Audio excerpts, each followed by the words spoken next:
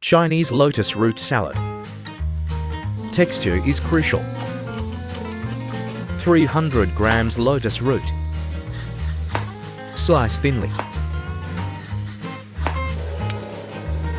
Wash off the surface starch. Add red and green garnish. Soak for 10 minutes. Blanch quickly. As soon as the water starts to boil, remove it immediately.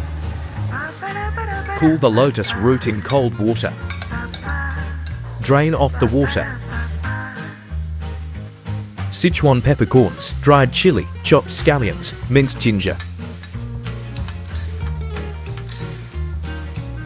The boil must be very hot to bring out the aroma of the seasonings. Seal in the aroma, let it sit for 3 minutes. 1 tablespoon of sugar, 1 tablespoon of white vinegar, 1/4 teaspoon of salt. Optional to add MSG and sesame oil. Mix well with the lotus root slices.